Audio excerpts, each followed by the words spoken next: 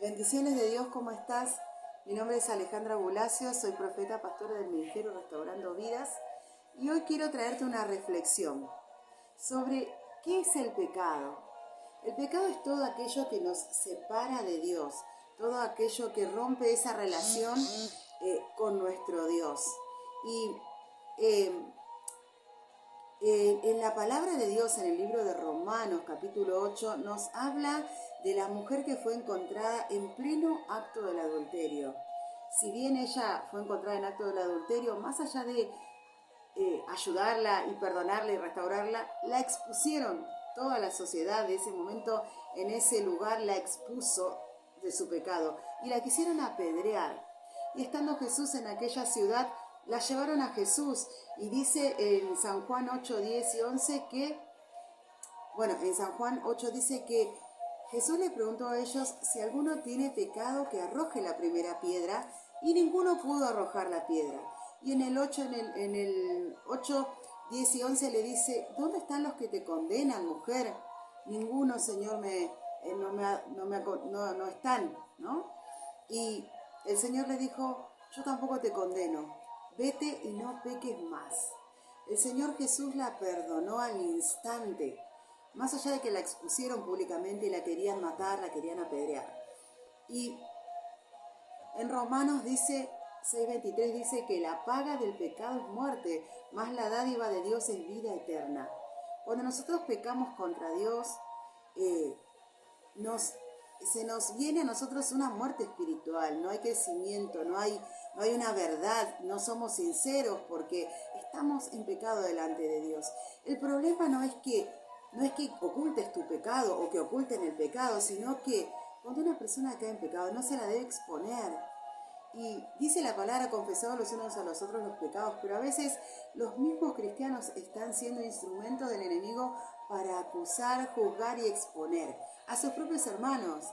Aún líderes, pastores han caído en pecado y son expuestos por sus propios hermanos. Y el Señor no quiere eso, pero nos dice, vete y no peques más. Cuando hay un arrepentimiento genuino, uno siente repulsión por el pecado, dolor por el pecado, arrepentimiento de que sabe y siente que ahí no vuelve más, porque se arrepintió para siempre. El problema somos nosotros, los cristianos. ¿Qué hacemos con respecto al pecado de otros, de nuestros propios pecados? Hay que confesar con alguien el pecado, con alguien de confianza, con alguien que no te juzgue y que no te exponga, sino que te ayude a la restauración. Y la restauración no es que Jesús junta todos tus pedazos y te los pega, como dice la autoayuda por ahí o algo, sino que Él te hace nueva criatura. Era necesario romper y hacer de nuevo. Y eso hace con cada uno de nosotros, con cada uno de sus hijos, cada uno de los que le quieren buscar. Y en 2 Corintios 5:17 dice, de modo que si alguno está en Cristo, nueva criatura es, las cosas viejas pasaron, he aquí, son todas hechas nuevas.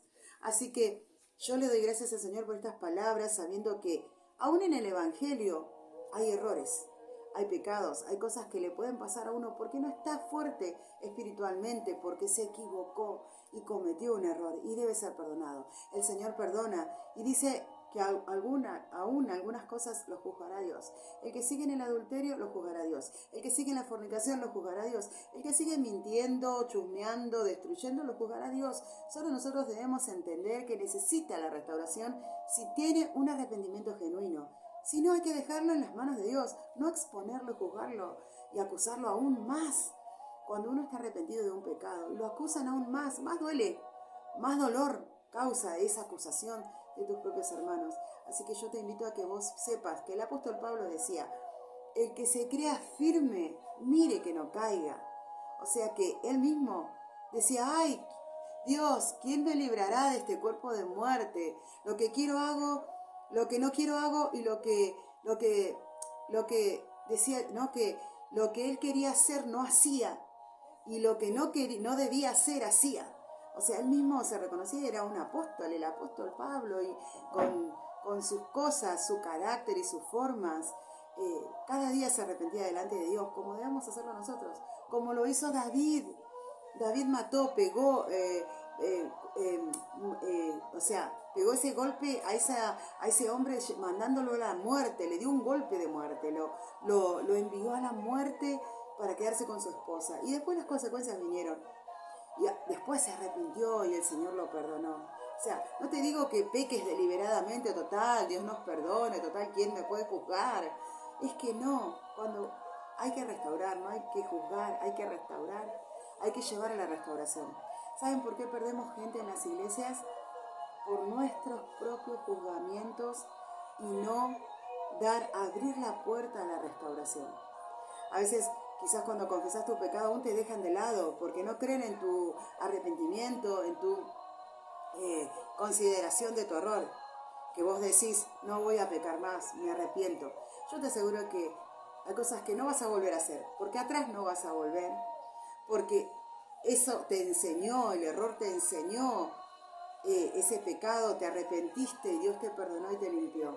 Así que por la sangre de Cristo sos limpio. Y cuando te arrepentís delante de Dios, haces valer la sangre de Cristo. Se cumple la sangre de Cristo en la cruz del Calvario derramada por tu remisión de pecados.